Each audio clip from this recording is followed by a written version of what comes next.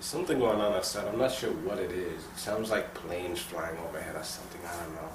I doubt there's a dog fight outside my window, but I just don't feel like checking. So, if you hear something, that's that. I don't think you're going to be able to hear it, though.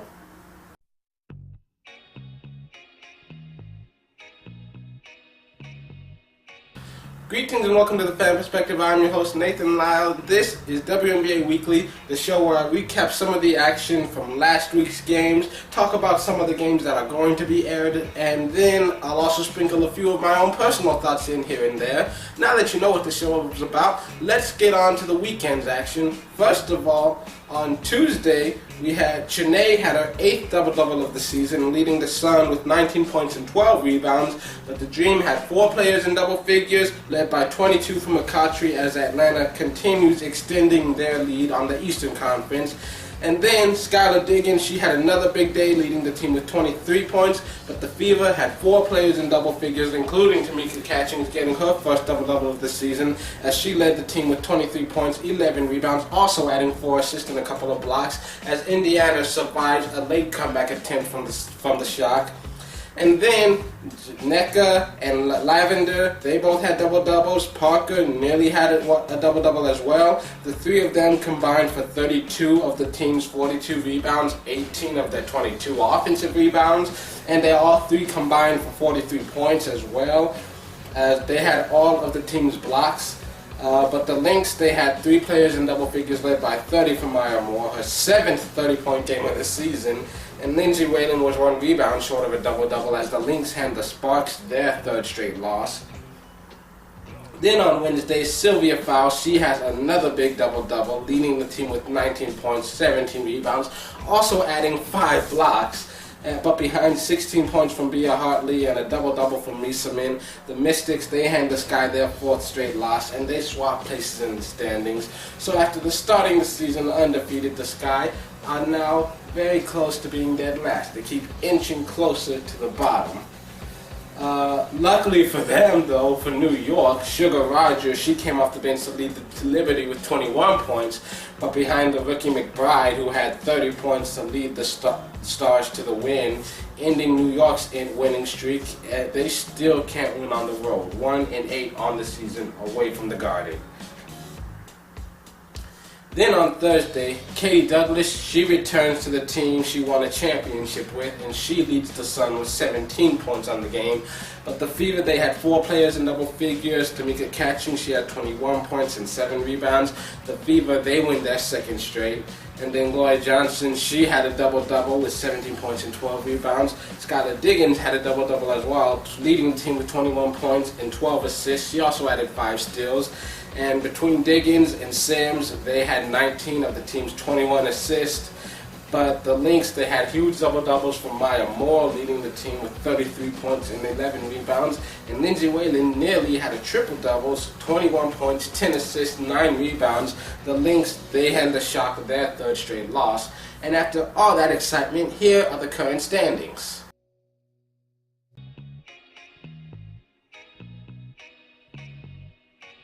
And in case you aren't aware of this, All-Star voting ended and the starters were announced.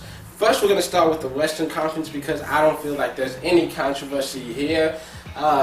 You've got, of course, Diana Taurasi, Maya Moore, Candace Parker, 3 of the best players in the league, MVP candidates every season. I don't think anyone's shocked by that. There might be some people who disagree with Skylar Diggins. I was voting for her because she's had a fantastic year. She's turned into a great leader for her team. And if the Shock could just manage to actually, win games, I think she would be one of the top MVP candidates. And then you have Brittany Griner. I'm not necessarily saying I disagree with her. I didn't vote for her. I just thought there were other people who were actually playing better, but I'm not at all shocked that she got there because, well, she can dunk on a regular basis. So I'm pretty sure for that fact alone, as long as she's healthy, she's going to be at every single All-Star game for her entire career. Just because people want to see dunks. I know personally, I will not allow her to retire before she gets an alley-oop jam. That's what I want to see. I want to see someone throw up a lob and her throw it down. I'm waiting patiently till I see that. It may be 5 or 10 years down the line, but I can just feel it in my bones that shit is coming. And then you have the Eastern Conference. This one I have a few problems with. Della Don, she's been injured lately, but she started the season off so hot, and she is becoming one of the faces of the league. Obviously, she's got a huge fan base. She gets a lot of support. Not shocked at all by this. Angel McCoughtry, of course. Cappy Pondexter, she's not necessarily having the best season, but there aren't a lot of strong guards in the Eastern Conference, so I'm not at all shocked that she's in. I know I've been voting for her like on and off. Like one day I'll vote for her and then the next day I won't. It depends on how good her last game was. Then we get to the two players I have trouble with. You got Shoni Schimmel. I know I was blushing about her at the start of the season. She had 2 great games to start her career, but since then she's really done nothing. She's been less than average. She's been just an ordinary everyday player.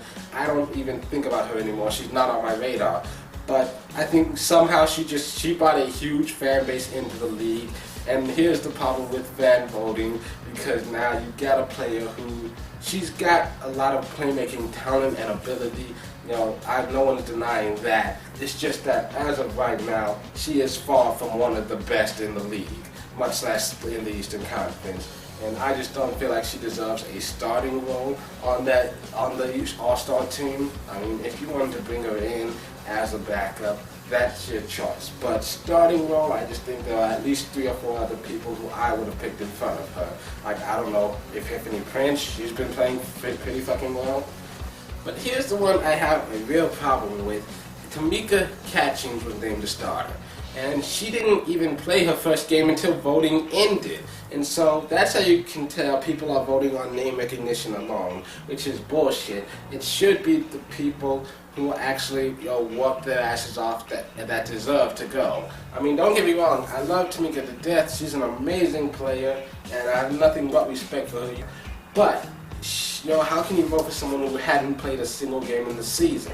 I just think that spot could have gone to a few more deserving people who are putting in the effort and getting the numbers, like Bree Lynx, Chiney, Tina Charles. There are a lot of other players who I feel were just a little bit more deserving, and not because they're better than Tamika, but because Tamika did not play a single game until after voting ended. So how can you say, oh, she's playing like an all-star this year? That's just bullshit to me. The Liberty traded away Delisa Milton-Jones to the Atlanta Dream in order to acquire swing cash. So she's going to New York to play for Lavender again. They just say she fits the system better. I mean, no doubt about that. She's had success with Lavender, so we'll see if it actually makes any difference. I know she hasn't done much in Atlanta. And right now, the Liberty really can use all the help they can get from wherever they can get it. So, a few games to look forward to over the weekend. First of all, on Friday, you've got Los Angeles at New York at 7:30 p.m. Eastern Standard Time. And my thoughts are that, it's the first time they played each other this season, and the Liberty, they're better at home. But the Sparks, even though they're on a losing streak right now, they're playing much better. They've been looking like a much tougher team as of late. Then you've got Seattle at San Antonio at 8 p.m. Eastern Standard Time, and so far San Antonio has dominated that series, winning both at San Antonio and in Seattle. Seattle, they've definitely struggled away from home. They struggled at home too, but less so.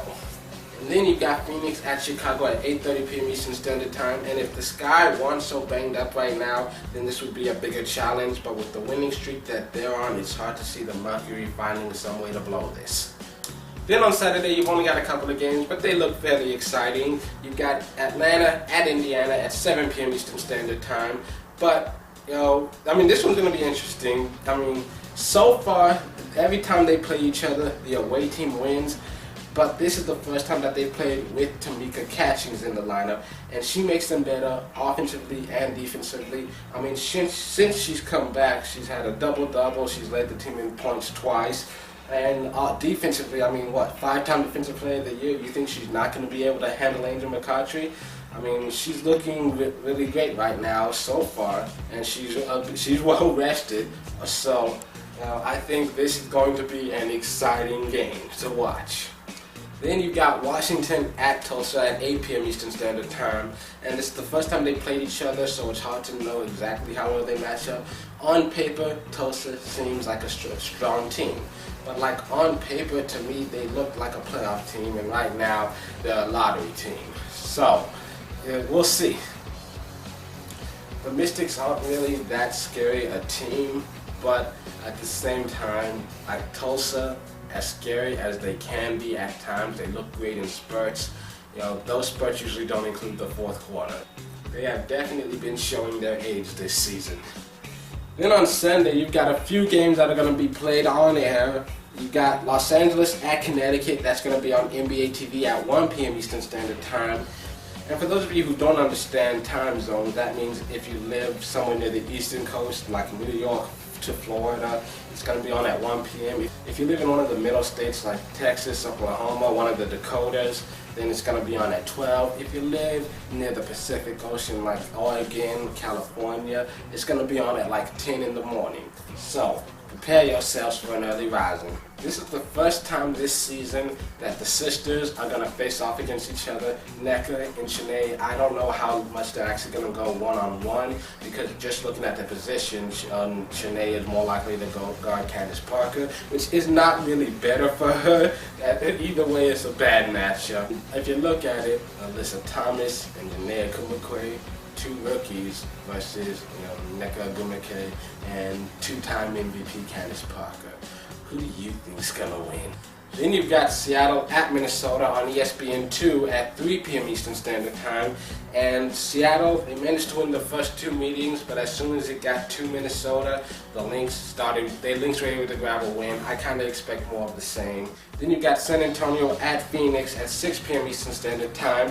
And the funny thing about this is that the away team has won every time. They've only played twice, so we'll see if that keeps going. I don't really expect it, but I wouldn't be shocked if it did happen. I would be happy to see it happen. I'm just saying. Then you've got Chicago at Atlanta at 6 p.m. Eastern Standard Time, and from now on, anytime Chicago plays, I'm pretty much going to have the same thoughts. They have enough talent and play well enough that they can win any game, but I'm just not expecting them to win on a regular basis until they get their stars back. Well, that's it for this edition of WNBA Weekly. Tune in on Monday for another all-new episode. But until then, this has been The Fan Perspective. I'm your host, Nathan Lyle. Happy weekend.